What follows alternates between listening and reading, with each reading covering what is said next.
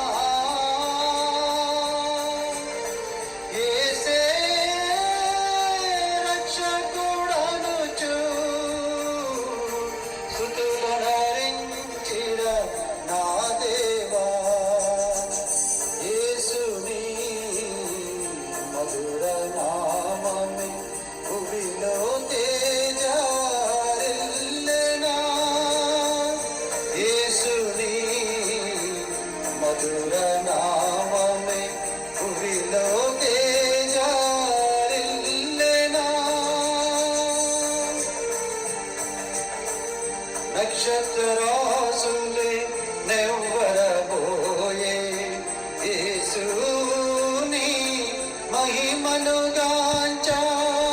నక్షత్రాసులే నెవ్వరబోయే యేసుని మహిమను గాంచా. యేసే విమోచకుడనియు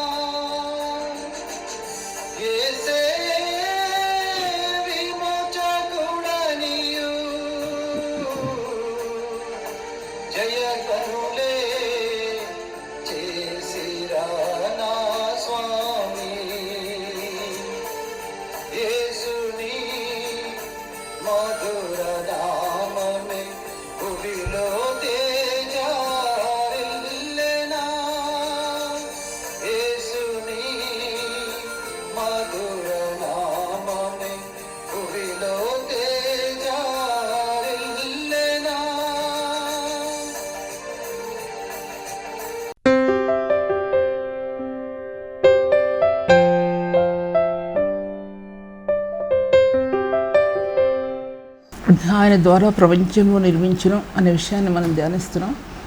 ఇది 3వ వర్తమానం. ఈ 3వ వర్తమానంలో ఆయన దేవుని మహిమ యొక్క తేజస్సు అనేది ఈ భూమి మీద మట్టి రూపే అయినటువంటి క్రీస్తులో రూపాంతరపరచబడింది. రూపాంతరపరచబడటం అంటే ఆయన దివ్య స్వరూపం, కణజాలాలు, మహిమ స్వరూపి అయినటువంటి ప్రభు కణజాలాలు, మానవ స్వరూపి అయినటువంటి క్రీస్తులో ఆ రెండు ఏకమైన అంటే దాన్ని ఇంక భాషతో చెప్పలేను.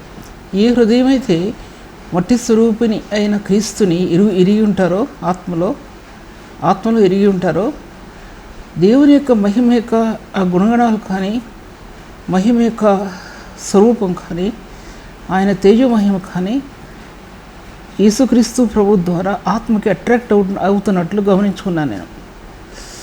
గమనించుకున్నాను. లేకపోతే ఈ వాక్య భాగాలు ఎన్ని వాక్య భాగాలు తీసుకురాగలం?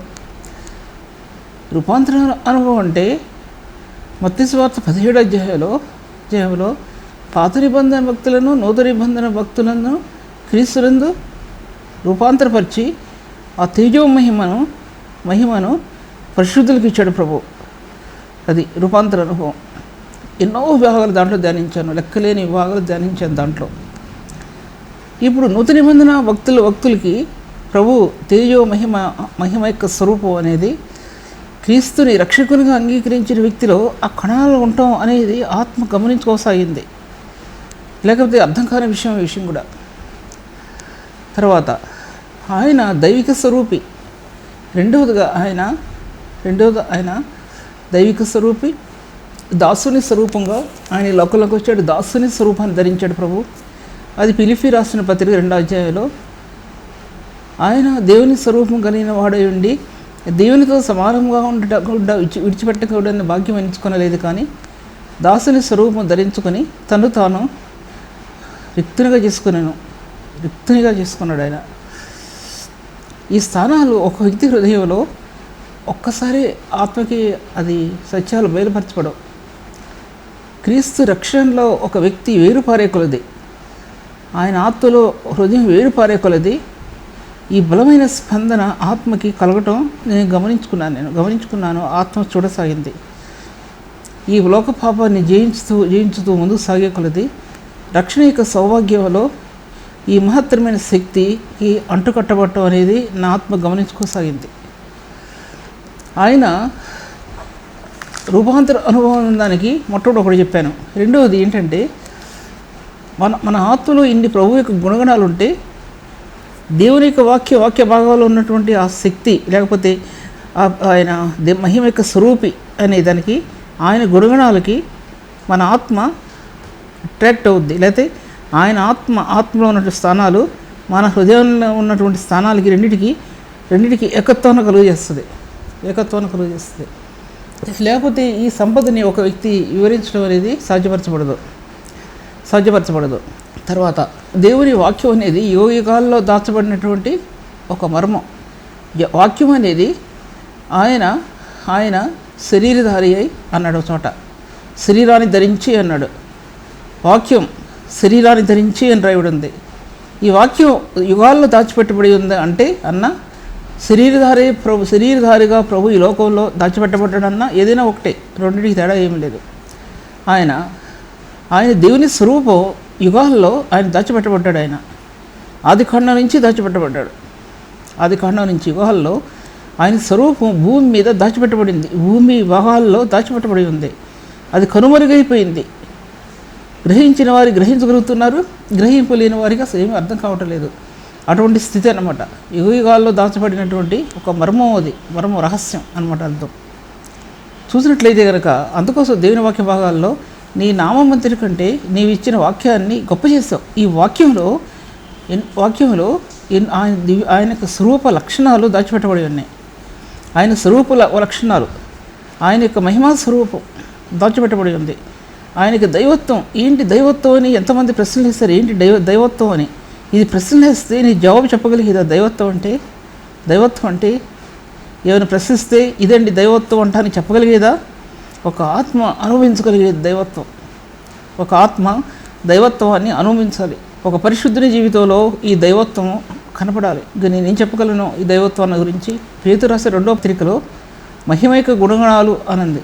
మీరు దైవ స్వరూపంలో మీరు పాలివారగునట్లుగా, ఈ మహిమైక గుణగణాలు మీరు దైవ స్వరూపంలో మీరు పాలివారగునట్లుగా వాటిని మీకు అనుగ్రహించాడు దేవుడు. మహిమ కలిగిన గుణగణాలు అని రాయబడింది. దాంట్లో ఎంత విలువైన మాటలు రాయబడి చదువుకోండి. దాంట్లో వాక్యం అనేది యుగాల్లో దాచబడిన మర్మం అంటే, అలాగే ఆయన స్వరూపం అనేది యుగాల్లో దాచిపెట్టబడి ఉంది. ఆదికాండం నుంచి కూడా బయలుపరచబడుతూ వచ్చింది. ఆదికాండం నుంచి కూడా ఎక్కడ దాచిపెట్టబడింది అంటే మట్టి అయినటువంటి భూమిలో దాచిపెట్టబడి ఉంది. ఆయన మానవ స్వరూపి అనే విషయం బయలుపరచబడుతూ వచ్చింది ఆదికాండం నుంచి. నూతన నిబంధనకు వచ్చేపాటికి ఆయన బయలుపరచబడ్డాడు.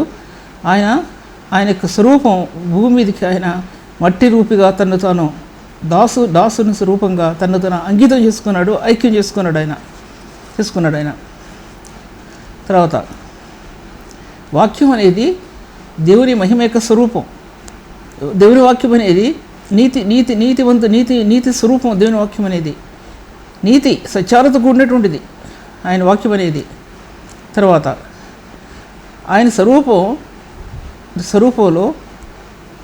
అన్నీ కూడా దైవత్వానికి కానీ మానవత్వానికి కానీ ఆయన యొక్క మహిమ యొక్క స్థానం కానీ నీతి యొక్క స్థానాలు కానీ ఈ వాక్యంలో గుప్తం చేయబడ్డాయి, వాక్యంలో దాచిపెట్టబడి ఉన్నాయి. ఈ వాక్యం క్రీస్తుని గురించి సాక్ష్యం ఇస్తుంది. యోహాను సువార్త 4వ అధ్యాయంలో ఉంది. ఈ వాక్యం క్రీస్తుని గురించి సాక్ష్యం ఇస్తూ వచ్చింది. అందుకోసం ఈ కృప అనేది అంత దిగజారిపోయింది మానవ హృదయానికి, ఎంతో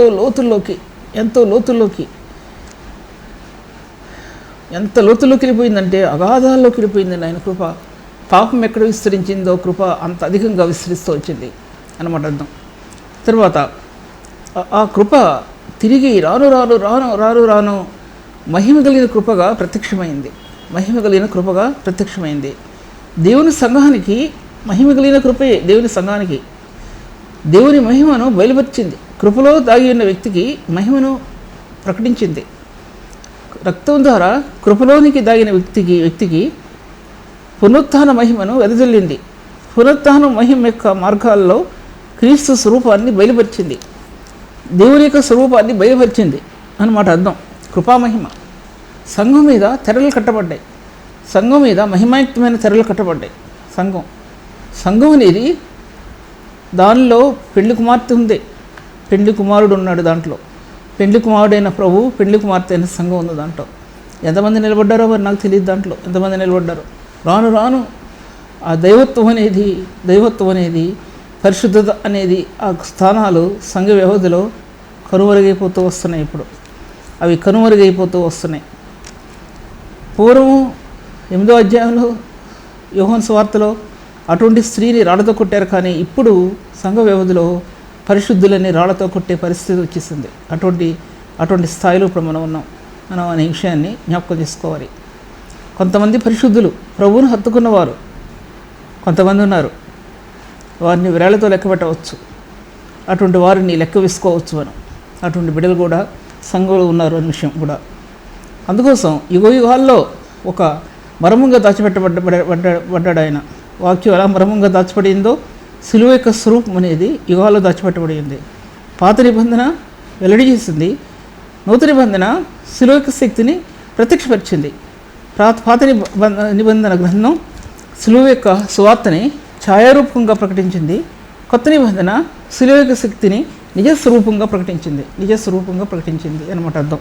తర్వాత ఆ ప్రభు యొక్క శరీరం అనేది వాగ్దానం చేయబడిన రీతిగా మానవ శరీరాకారంగా ప్రభు ఈ లోకంలో పుట్టడం, ఆయన చనిపోవటం, 3వ దినం లేపబడటం, ప్రభు పునరుత్థానుడై వెళ్ళిపోవటం గమనించగలం. కానీ యుగాల్లో దాచబడిన మర్మంగా సిలువ నిలబడి ఉంది. యుగాల్లో దాచబడిన మర్మం సిలువ అనేది. కొలస్సీ పత్రిక 2వ అధ్యాయము, కొలస్సీ పత్రిక 1వ అధ్యాయము, తర్వాత అలాగా కొన్ని అధ్యాయాల్లో సిలువ మర్మంగా దాచిపెట్టబడింది అనే విషయం జ్ఞాపకం చేసుకోవాలి. దైవత్వం యొక్క సర్వపరిపూర్ణత కొలస్సీ రాసిన పత్రిక 2వ అధ్యాయం 1వ భాగంలోనే. దైవత్వం యొక్క సర్వపరిపూర్ణత శారీరకంగా క్రీస్తునందు వసిస్తుంది. దైవత్వం అంటే ఏంటి అంటే శారీరకంగా క్రీస్తునందు దాచిపెట్టబడింది, బయలుపరచబడింది. శారీరకంగా ఆయన సేవా జీవితంలో, ఆయన యొక్క ఆది కాండంలో మత్తయి సువార్తలో ప్రారంభించబడిన ధన్యతల దగ్గర నుంచి ఎటువంటి ధన్యతలు చూపించబడ్డాయి మత్తయి సువార్తలో, అక్కడి నుంచి ప్రారంభమైంది ఆయన యొక్క కార్యం. అద్భుతాలు, ఆశ్చర్యకరమైన కార్యాలు ద్వారా, ఆయన యొక్క స్వస్థతల ద్వారా ఆయన యొక్క ప్రేమను, ఆయన కార్యాలని ముద్రించుకుంటూ వచ్చాడు ప్రభు లోకంలో రాయబడి ఉంది. రోమీయులకు రాసిన పత్రిక, అపోస్తలుడైన పౌలు హెబ్రీయులకు రాసిన పత్రిక కొన్ని వచనాల్లో రాయబడి ఉంది. ఆయన ఆ స్వార్త ప్రకటించడానికి ప్రభు ఎన్నో అద్భుతాలు, ఆశ్చర్యకరమైన కార్యాలు చేశాడు. దేవుడు చేయలేదని ఎవరంటారు? వీళ్ళ బైబిల్ చెప్తుంది, మన జీవితాలు చెప్తున్నాయి. అన్నిల నుంచి వచ్చినటువంటి వాళ్ళ జీవితాల్లో ఎన్నో అద్భుతమైన కార్యాలు జరిగినాయి. క్రైస్తవేతల్లో కూడా క్రైస్తవులలో కూడా ఎన్నో అద్భుతాలు జరిగినాయి అంటే జరగలేదంటే ఎలాగ అబద్ధాలు ఆడతాం? జరగలేదంటే అంటే ఆయన యొక్క మార్గాలు అటువంటిగా చూపించబడ్డాయి. ఆయన మార్గాలు అతీతమైనవిగా చూపించబడ్డాయి. ఆయన మార్గాలు ఆయన యొక్క సిలువ యొక్క శక్తిలో అనేకమైన వ్యక్తులు హీల్ చేయబడ్డారు. ఆత్మలో పరివర్తన చెందిన వారు ఉన్నారు. ఆత్మలో వెంబడించిన వారు ఎంతోమంది ఉన్నారు. ఆత్మ స్వస్థపరచబడి ఆత్మ స్వస్థతలో శరీర స్వస్థత కలిగింది. శరీర స్వస్థత ఎంతోమంది ప్రియులు ప్రభువుని ఎరిగారు. వారి యొక్క శ్రమానుభవంలో ప్రభువుని ఎరిగిన వారు ఉన్నారు ఎంతమంది. నాకు తెలిసినటువంటి ఒక వ్యక్తి దగ్గర బంధు అయినటువంటి వ్యక్తి, ఆయన హాస్పిటల్లో చావుబతుకుల్లో ఉన్నాడు. బ్లడ్ క్యాన్సర్ వచ్చి ఉన్నప్పుడు ఇంకా అందరూ చనిపోతాడని ఎదురు చూశారు. ఆయన భక్తుడు, ఆయన మంచి భక్తుడు. ఏడ్చాడు ఒక రాత్రి, ప్రభువా నన్ను బతికించు. ఇంకా ఆయన మరణం కోసం చుట్టూ అందరూ కనిపెట్టి ఏడుస్తున్నారు. నన్ను బతికించు ప్రభువా అని ఏడుకున్నాడండి ఆయన్ని. ఆయన మాతో పాటు ఉన్నాడు. ఆయన అటువంటి వ్యక్తి. ఆయన దేవుడు ఆ రాత్రి ప్రభు ఆయన ముట్టాడు. తెల్లవారిపాటికి డాక్టర్లందరూ కూడా ఆశ్చర్యపడిపోయారు. ఆయన్ని హాస్పిటల్ నుంచి బయటికి తీసుకొచ్చాడు. ఆయన ద్వారా సేవ, బహు విపరీతమైన సేవ జరిగించుకుంటున్నాడు దేవుడు ఆయన ద్వారా. అదే ఒక ఇంగ్లీష్ మ్యాగజైన్ దక్కన్ క్రానికల్ అనే దానికి ఆయన ప్రధానమైనటువంటి దాన్ని జనరల్ మేనేజర్గా ఉన్నాడు. ఆయన ఎక్కడ ఉన్నాడంటే బెంగళూరులో ఉన్నాడు. ఆయన మీకు నిజం చెప్తున్నాను నేను. ఆయన ద్వారా సేవని జరిగించుకోవటానికి దేవుడు ఎటువంటి మార్గం తెరిచాడు ఆయనకి అసలు వివరించలేను. అలాగా మనకు తెలియని వాళ్ళు కూడా ఎంతోమంది ఉన్నారు. ప్రభు ఇష్టం, ఆయన ఇష్టం. కానీ మనం అనారోగ్య పరిస్థితులకే వెళ్ళకోకుండా దేవుని మహిమను దొంగిలించొద్దు అంటున్నాం మన సేవా జీవితంలో. దేవుని మహిమను మనం దొంగిలించకూడదు. ఆయన మహిమాపూర్ణుడు, ఏమైనా చేయగలడు ఆయన శక్తిమంతుడైన దేవుడు ఆయన. అటువంటి దేవుడు మన దేవుడు ఆయన. నిజమైన అద్భుతాలు ఉన్నాయి. కొన్ని నేను చెప్పకూడదు ఇక, నేను అటువంటివి ఫాల్స్ దాంట్లోకి వెళ్ళకూడదు. నిజమైన స్థానాలు మీకు నేను చెప్తున్నాను. దీంట్లో నేను చూసినట్లయితే సిలువ అనేది యుగాల్లో దాచిపెట్టబడినటువంటి ఒక మర్మం, రహస్యంగా ఉంచబడింది. అది పదునైన కోణాలతో కట్టబడింది. చాలా షార్ప్ కోణాల్లో అది చిత్రీకరించబడింది సిలువ అనేది. అది దాని దగ్గరికి ఎవరు వెళ్ళలేరు. ఒక పరిశుద్ధులు తప్పితే దాన్ని తాగటానికి ఎవరి వల్ల కూడా సాధ్యం కాదు. పాపి అయిన మానవుడు తాగితే పరిశుద్ధుడిగా చేయబడతాడు. కానీ పరిశుద్ధుడు అనబడిన వాడు ఆయన ఆ సిలువను తాగితే ఆ సిలువ యాగంలో ప్రభువుని చూడగలుగుతాడు. అందులో మహిమా స్వరూపిని చూడగలుగుతాడు. మహిమ కలిగిన రెక్కలు ధరించిన ప్రభు ఆయన హెబ్రీ రాసిన పత్రికలో రాయబడిన రీతిగా దేవుని మహిమేక తేజస్సు అని చెప్పబడిన ప్రభువుని ఆ వ్యక్తి చూడగలుగుతాడు. అది విమోచన కార్యం యొక్క రహస్యం. విమోచన కార్యం యొక్క రహస్యం విడదీయబట్టం మనం గమనించుకుంటాం. విమోచన కార్యంలో నిలబడలేని వ్యక్తి బైబిల్ గ్రంథంలో దేంట్లో కూడా నిలబడలేరు. విమోచన కార్యంలో ఆత్మ నెమ్మది పొందకపోతే బైబిల్ గ్రంథంలో ఉన్నటువంటి విషయాలు ఆత్మకి వివరించబడలేవు. విమోచన కార్యంలో త్రియేక దేవుని యొక్క మహిమను కనుగొనలేని వ్యక్తి బైబిల్ గ్రంథంలో ఉన్నటువంటి మహిమ కలిగిన స్వరూపం కానీ, కృపామహిమ కానీ, లేకపోతే కృపామహదైశ్వరం కానీ ఇవన్నీ వారి ఆత్మలకు అందవు. బైబిల్ ఒక అక్షరానుసారంగా కానీ ఆత్మానుసారంగా వారు జవాబు చెప్పలేరు. అక్షరానుసారంగా ప్రవర్తించే వారికి బైబిల్ ఒక మామూలుగా ఉంటుంది. కానీ ఆత్మానుసారంగా ప్రవర్తించే వారికి అది బైబిల్ గ్రంథం ఒక జీవపు ఊట అనేది బైబిల్ గ్రంథంలో దాచిపెట్టబడిన ఊట వారి ఆత్మలకు అందినప్పుడు వారు సంతోషిస్తారు, ఎంతో నెమ్మది పొందుతారు. అటువంటిది బైబిల్ గ్రంథం యొక్క స్థాయి అన్నమాట అర్థం. ఈ బైబిల్ గ్రంథంలో ఎన్నో సత్యాలు దాచిపెట్టబడి ఉన్నాయి. ఎన్నో సత్యాలు అందులో ఇమిడి ఉన్నాయి బైబిల్ గ్రంథంలో. ఈ సత్యాలన్నీ కూడా నేటి పరిశుద్ధులకు ఉన్నతమైన మార్గాలు చూపిస్తూ వచ్చాయి. అందుకోసం దీంటి ప్రభు యొక్క ఆయన ఈ భూప్రపంచం యొక్క వెయిట్ అంతా కూడా ఆ క్రీస్తు మీద నిలబడి ఉంది. భూప్రపంచం యొక్క వెయిట్ అంతా కూడా ఎప్పుడైతే ఆది కాండంలో వెలుగు నిలబడిందో, ధ్వజస్తంభాలు భూమి మీద కట్టబడ్డాయో అవి మహిమ కలిగిన స్తంభాలు. ఆ మహిమ కలిగిన స్తంభాల్లో పరిశుద్ధాత్మ దేవుడు అయిన మన ప్రభు యేసుక్రీస్తు ఆయన పరలోకం నుండి భూమి మీదకి దిగొచ్చి మానవ స్వరూపిగా నిలబడినటువంటి ప్రభు ఒక వ్యక్తి స్తుతి యాగంలో ఆ మహిమ కలిగిన స్తంభాల పై ఉన్నటువంటి ఆ యొక్క సింహాసనాన్ని, దేవుని యొక్క సింహాసనాన్ని, ఆ విజ్ఞాపన లేక ఆ యొక్క స్తుతి ఆరాధన అక్కడ తాకగలదు. అది అక్కడ తాకుతుంది. ఆ వ్యక్తి, ఆ రహస్యం తెలిసిన వ్యక్తి ఆయన స్తుతించకుండా ఉండలేరు అనే విషయం మీతో మాట్లాడుతుంటున్నాను. స్తుతి యాగం దేవునికి ఇష్టమైంది, అది మహిమకరమైంది దేవునికి. అది ఆ దేవునికి మహిమకరమైన యాగం అది. స్తుతియాగం అర్పించేవాడు దేవుని మహిమపరుచున్నాడు. నా రక్షణ మహిమకు కారణభూతులకు దేవుడు నా స్తుతి నందును కాక. అదేంటి కీర్తన గ్రంథం 65వ అధ్యాయంలో మరి 60 అధ్యాయాలలో రాయబడి ఉంది. నా రక్షణకు కారణభూతుడైన దేవుడు, నా రక్షణ మహిమకు కారణభూతుడైన ప్రభు అంటాడు. రక్షణ యొక్క మహిమ అర్థమవుతుంది.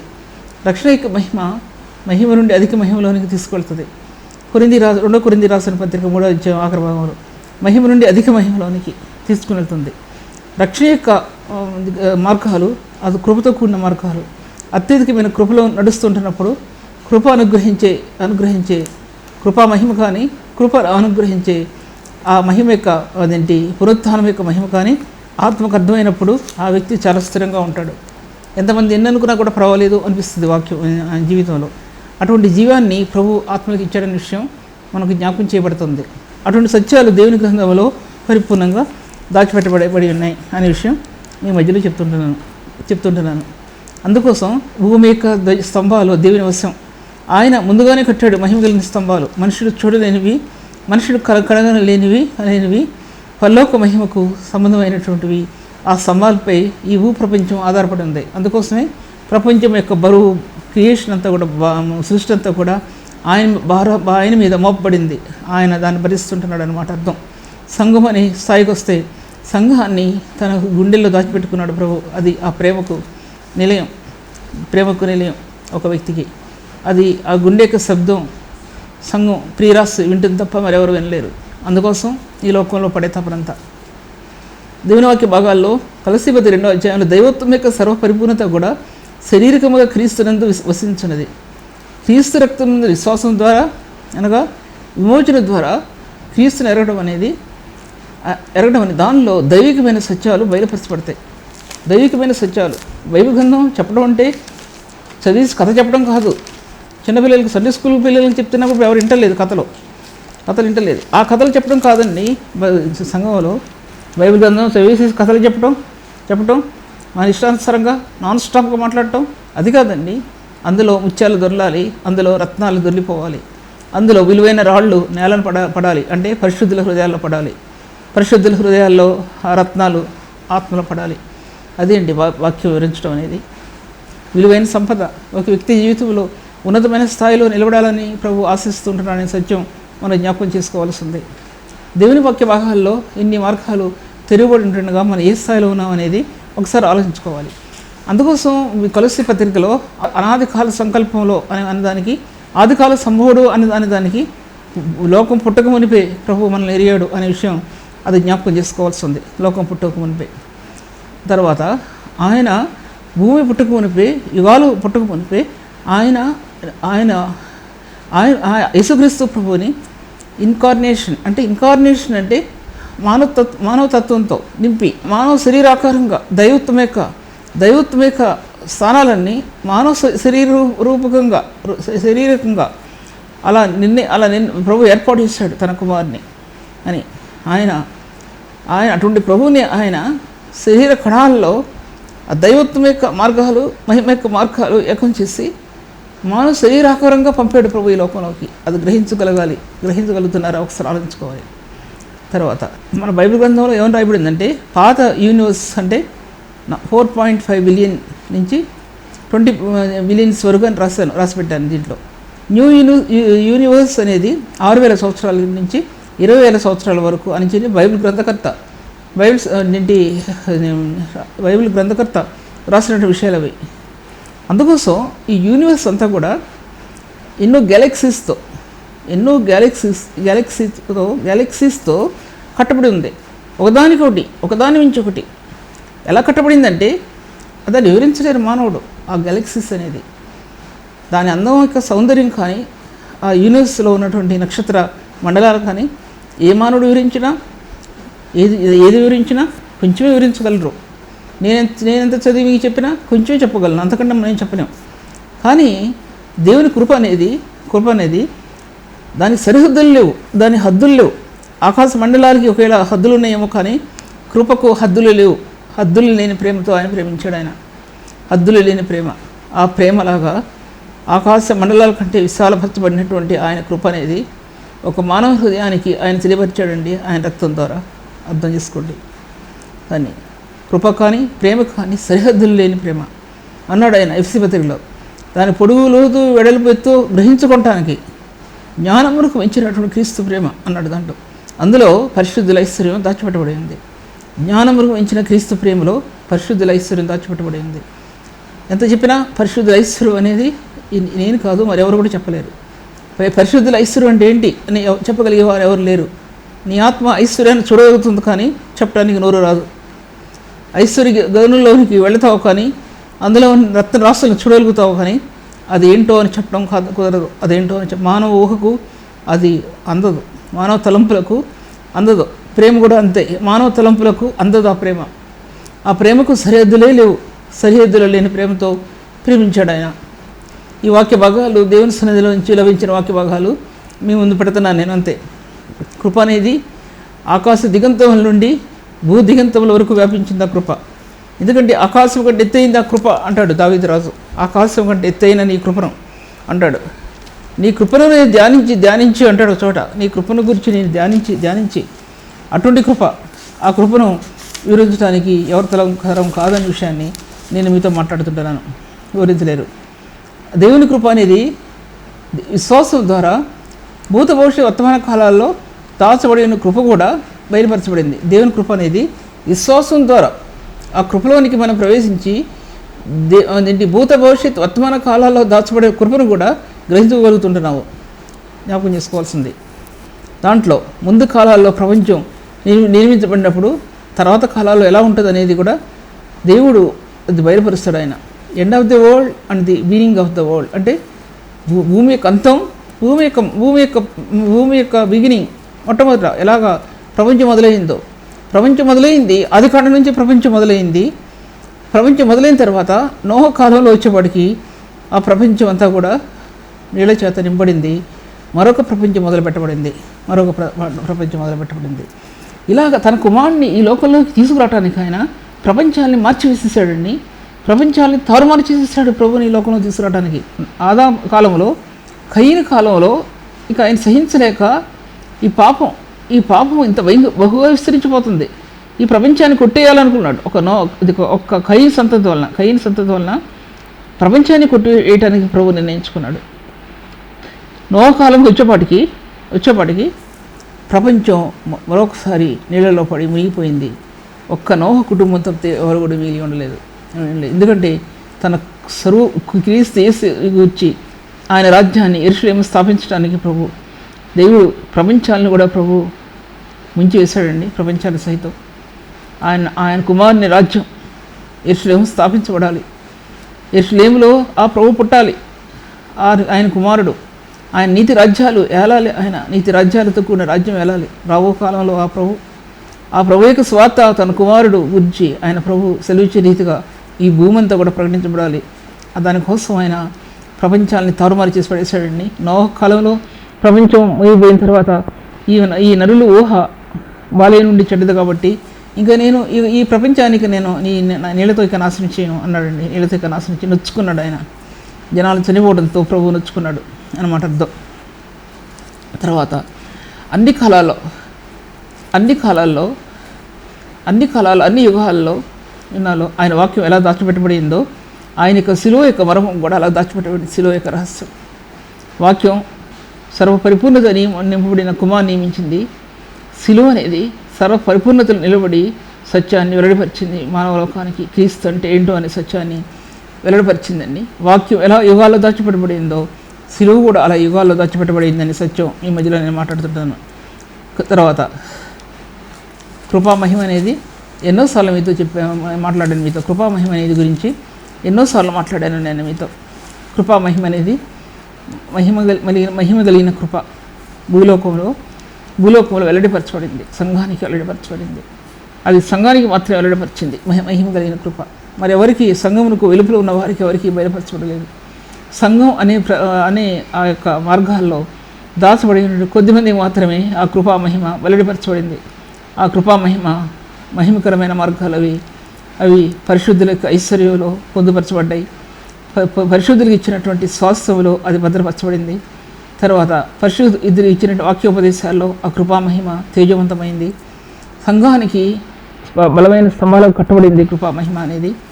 ఆది నిర్గమకాండంలో ఇశ్రాయేలుకి ఎలా కృపామహిమ నిలబడిందో, పగలు మేఘస్తంభంగా రాత్రి అగ్నిస్తంభంగా, అటువంటి కృపామహిమ నేటి పరిశుద్ధుల సంఘానికి మహిమనిచ్చే సంఘంగా, క్రీస్తులో ప్రకాశింపచేసే సంఘంగా నిలబడిందనే విషయాన్ని నేను మీతో మాట్లాడుతుంటున్నాను. తర్వాత ఈ కృప అనేది అన్న ఉన్నతమైన స్థాయిలో నిలబడిందనే విషయాన్ని మీ మధ్యలో నేను మాట్లాడుతుంటున్నాను. తర్వాత రక్షణ అనుభవంలో ఈ విషయాలు మీతో మాట్లాడాను. రక్షణ అనే దాంట్లో ఈ అనుభవాలు చాలా ప్రాముఖ్యమైన. రక్షణ అనేది ప్రకాశించే దేవుని యొక్క మహిమ యొక్క తేజస్సు రక్షణలో ప్రకాశిస్తుంది. అంతకంతకు మార్గం తెలియబడే కొలది దేవుని యొక్క మహిమ యొక్క తేజస్సు రక్షణ మార్గంలో ప్రకాశిస్తుంది అనే సత్యం మేము మధ్యలో పెడుతున్నాం. రక్షణను సాధకం చేసేంత వరకు భూత భవిష్యత్తు వర్తమాన కాలాల్లో దాచబడి ఉన్నటువంటి ఈ రక్షణను అది మనం సాధకం చేసేంత వరకు కూడా సాధకం చేయబట్టలో దేవుని మహిమ యొక్క తేజస్సు రక్షణ స్థానాల్లో రక్షణ మహిమలో ప్రకాశించడం నువ్వు చూడగలవు. ఆత్మ అప్పుడు తేజవంతమైన స్థానాల్లో నిలబడటం నీ ఆత్మను చూస్తావు. అది కొంతమందికి మాత్రమే లభిస్తుంది, అందరికి కూడా అది లభించదనే విషయం మీకు చెప్తున్నాను. కృపావరాలు ఎలా ఉన్నాయో క్రీస్తు యేసు యొక్క మహిమ కలిగిన స్థానాలు కూడా అదే విధంగా ఉన్నాయి. తర్వాత ఒక వ్యక్తిలో సంఘంలో కృపావరాలు ఎలాగా ఇవ్వబడ్డాయో ఈ మహిమ యొక్క స్థానాలు కూడా అలా ఇవ్వబడ్డాయి. కృపావరాలు దేవుడు ఒక పరిశుద్ధుల హృదయాలకు ఏ విధంగా అందించాడో కృపావరాలు, అలాగే మహిమ యొక్క మార్గాలు కూడా, మహిమ యొక్క వరాలు కూడా ఆత్మకు అనుగ్రహించాడండి.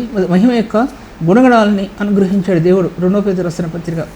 మహిమ యొక్క గుణగణాలు, చాలా మహిమ యొక్క గుణగణాలు, అది చదివితే అర్థం అవుద్ది. ఆ మహిమ యొక్క తేజస్సులో మహిమ యొక్క గుణాలు ఆత్మకు అందితే ఆ వ్యక్తి నెమ్మది పొంది సంతృప్తిపరచబడతారు, లేకపోతే సంతృప్తిపరచబడలేరనే విషయాన్ని మీతో మాట్లాడుతున్నా. కృపామహిమకు కీర్తి కలిగినట్లు అన్నాడు ఆయన. కృపామహిమకు కీర్తి కలిగినట్లు తన దయా సంకల్పం చొప్పున అన్నాడు ఆయన. ఆ కృపామహిమకు కీర్తి కలగాలని తన దయ్యందు, అత్యధికమైన దయ్యందు ప్రభు మనల్ని దాచిపెట్టాడండి. ఆయన ఎలా దాచిపెట్టాడంటే అలా దాచిపెట్టాడు. ఆ దయా సంకల్పంలో ఎందుకంటే కృపామహిమ దాచిపెట్టబడింది. ఆ దయా సంకల్పం అంటే ఎటువంటి దయని చూపించాడంటే మానవుని హృదయంలోకి. ఈ మానవుని పాపం ఇంత అని చూడలేదండి, ఇంత అని చూడలే. దానికి హద్దులు లేదు. ఆయన దృష్టిలో ఆ యొక్క ప్రేమకి హద్దు లేదు. ఆయన ఆదికాండంలో నోహకు జలప్రళయంలో ఆయన నాశనం చేసేసాడు నిజమే. కానీ కాలం గడిచే కొలది ఎవరైతే యేసుక్రీస్తునందు విశ్వాసం ఉంచారో, లేకపోతే కొత్త నిబంధన గ్రంథంలో ఇంకా కఠినాత్ములైన మానవులు వాళ్ళు దేవుని సన్నిధికి రాలేక ఉంటున్నారు, అట్టివారిలో కూడా ప్రభు ఎంతో కనికరమును, దయను, నమ్మకత్వాన్ని చూపించాడండి. సౌలు లాంటి వ్యక్తులు పౌలుగా మార్చబడినప్పుడు, సౌలా నన్ను నేల హింసిస్తున్నా ఉన్నప్పుడు అటువంటి వ్యక్తి ఆ యుగాల్లో అటువంటి వ్యక్తి ఎవడు కూడా లేడేమోనండి. అటువంటి వ్యక్తిని మార్చబడినప్పుడు అప్పుడు అంటాడు అపోస్తలుడైన పౌలు రోమయ పత్రిక 6వ అధ్యాయంలో, పాపం ఎక్కడ విస్తరించిందో కృప అత్యధికమైన కృప విస్తరించింది. పాపి అయిన నా పట్ల ఆ కృప అత్యధికంగా విస్తరించడం గమనించుకోగలిగాను అంటున్నాడు దాంట్లో. అందుకోసం ఆ కృపా మహిమ కీర్తి కలిగినట్లు ఆ దయా సంకల్పం చొప్పున ప్రభు దయా సంకల్పంలో దాచిపెట్టబడిన కృప మహిమ అనేది చాలా అత్యున్నతమైనవండి. ఇది మళ్ళీ ధ్యానిద్దాం ఈ వాక్య భాగాన్ని. ఎందుకంటే ప్రభు ఈ పరిశుద్ధ వాక్య విభాగాల్లో మన ఆత్మని దేవుడు ఎంతో నెమ్మదిపరచును కాక. ఎందుకంటే బైబిల్లో దాగి ఉన్న సత్యాలు ఈ విధంగా ఈ మధ్యలో వెల్లడిపరచడానికి ప్రభు అనుగ్రహించిన ఈ స్థాయిని బట్టి దేవునికి ఎంతగానో వందనాలు చెల్లిస్తుంటున్నాను. ప్రభు ఈ వాక్య భాగాలు దీవించును కాక. తండ్రి వందనములు ప్రభువా. దయలేని నీ నామం అది ఎంతో నమ్మకమైంది ప్రభువా. మీ నామం ఎంతో సజీవమైంది, పరిశుద్ధమైంది ప్రభువా. నీ కృపయందు మా జీవితాలను బలపరిచి లేవనెత్తి నడిపించండి ప్రభువా. మీ సహాయాన్ని విస్తరింపజేసి తండ్రి మీరు నడిపించండి ప్రభువా. అనేకులకు ఆశీర్వాదకరంగా తండ్రి, నాకును ఆశీర్వాదకరంగా చేయండి తండ్రి. ఈ జీవములైన వాక్యం ఎక్కడ పడిపోకుండా తండ్రి ఉన్నతమైన స్థలాల్లో నిలబడగలగటానికి సహాయం చేయండి ప్రభువా. గొప్ప దేవుడు తండ్రి, నీకే వందనాలు స్తుతులు చెల్లించుకుంటూ ప్రభువా నీ నామానికి ఘనత తెచ్చుకోమని యేసు నామములో స్తుతించి వేడుకుంటున్నాను తండ్రి. ఆమేన్. ఇంతవరకు సిస్టర్ సుల్తాన్ నగరి గారి వాక్యాన్ని ఆత్మలో ఆనందించి దేవుని మేలు పొందాలని నమ్మి దేవుని స్తుతిస్తున్నాం. మీ యొక్క అభిప్రాయాలు కామెంట్స్ ద్వారా మాకు తెలియపరచండి. Please like, comment, share and subscribe. God bless you all.